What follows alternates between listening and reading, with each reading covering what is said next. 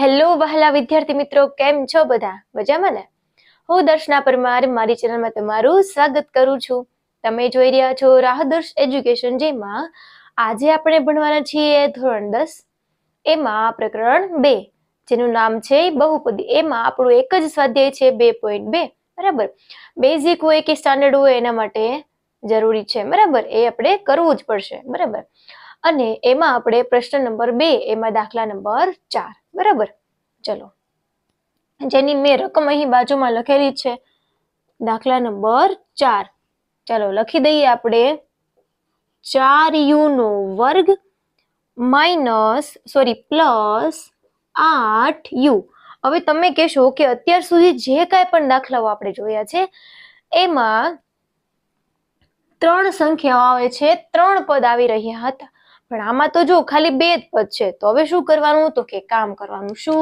તો કે આ બંનેમાંથી સામાન્ય નીકળી શકે એવું શું છે? તો કે 4 છે તો એને આપણે આમ લખી શકીએ, 2 દુ 4. 8 હોય તો 4 દુ 8. તો હું આમાંથી 2 અને u સામાન્ય કાઢી લઉં છું. બરાબર, અથવા એમ ન કરવું હોય તો હજી એક કામ થાય. શું ખબર? તો કે જો હું આ રીતે ડાયરી કરી નાખું. અહીંયા આની પાસે તો 4 છે જ તે. બરાબર, 4 એકા 4.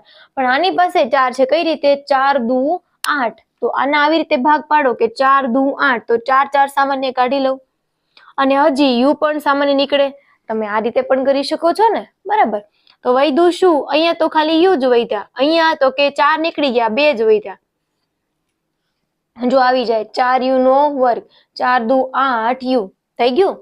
હવે આને આપણે 0 સાથે સરખાવી દઈએ. કોની સાથે? 0 સાથે. ડાયરેક્ટ જો આમાં તો આપણે ભાગ પણ પાડવા પડ્યા નહીં.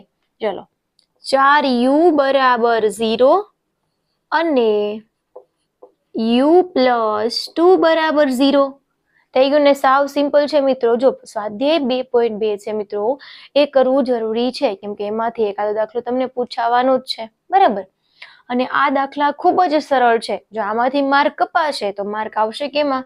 બરાબર, તો u બરાબર 0 ના છેદમાં 4 અને આ બાજુ u બરાબર -2. હવે 0 નો ગુણાકાર કોઈ પણ સંખ્યા સાથે શું થઈ જવાનો છે? 0. તો u બરાબર 0 અને અહીંયા મળ્યા છે u બરાબર -2. તો આપણે લખીએ. ચલો, શું લખીએ છીએ આપણે? કે આપેલ દ્વિઘાત બહુપદીના શૂન્યો 0 અને -2 મળે. હવે શૂન્યો મળી જાય પછી તો સાવ સહેલું કરીએ. જો શું કરવાનું છે? શૂન્યોનો સરવાળો આલ્ફા પ્લસ બીટા બરાબર -b ના છેદમાં a. તો જે આપણને શૂન્યો મળેલા છે એ બંનેનો આપણે પહેલા કરવાનો છે ભાઈ સરવાળો. શું કરવાનું છે? સરવાળો. હવે જો 0 માઇનસ એટલે પ્લસ માઇનસ માઇનસ, જવાબ કેટલો આવી ગયો? -2 જ આવી ગયો. શું આવી ગયો? -2. એના છેદમાં કઈ નથી તો આપણે 1 લખી દઈએ. હવે આ બાજુ તમે નજર કરો તો અહીંયા a બરાબર 4 મળવા જોઈએ અને b બરાબર 8 મળવા જોઈએ. તો એ આપણને આમાં મળ્યા નથી. તો હવે આપણે એક કામ કરીએ, છેદમાં 4 આવવા જોઈએ. a બરાબર શું મળવા જોઈએ? 4. તો આને આપણે 4 વડે ગુણી દઈએ. કોને? નીચે. તો મારે ઉપર પણ 4 વડે ગુણવા પડે. બરાબર, શું કરવું પડે? મારે ઉપર પણ 4 વડે ગુણવા જરૂરી છે, કેમ કે ગણિતનો નિયમ છે કે જેટલાને નીચે આપીએ છીએ એટલા જ ઉપર ગુણાવવા જરૂરી છે. બરાબર, ચલો, તો એમાં 4 દુ 8 -8 એના છેદમાં 4 એકા 4. એટલે આ રીતે થઈ ગયું. બરાબર, જો a બરાબર 4 આવવાના હતા, 4 મળી ગયા, અને b બરાબર -8 મળવાના હતા. ઓકે, જો +8 મળ્યા છે પણ અહીંયા આપણને માઇનસ મળ્યા છે. તો શું કરીએ? તો કે જો આ જે માઇનસ છે એ સૂત્રના માઇનસ છે. બરાબર, એટલે જવાબ સાચો જ છે. ચલો, આ આપણને અહીંયા મળી ગયું. એની પછી શૂન્યોનો ગુણાકાર. બરાબર, ચલો, શૂન્યોનો ગુણાકાર આલ્ફા ગુણ્યા બીટા બરાબર c ના છેદમાં a. બરાબર. જો હવે આપણને બે જે શૂન્યો મળ્યા છે એ લો. ચાલો 0 અને -2. 0 ગુણ્યા -2. હવે તમને ખબર છે કે 0 નો ગુણાકાર કોઈ પણ સંખ્યા સાથે શું થઈ જવાનો છે? 0. તો 0 ના છેદમાં કઈ નથી, 1 લખીએ. બરાબર. સી ની કિંમત તો 0 મળી ગઈ, કેમ કે અહીંયા જો અચળ પદ નથી એટલે 0 મળી ગઈ, પણ એની કિંમત 4 મળવી જોઈએ, એ મળી નથી. તો નીચે પણ 4 વડે ગુણાવાના, ઉપર પણ 4 વડે ગુણાવી દો.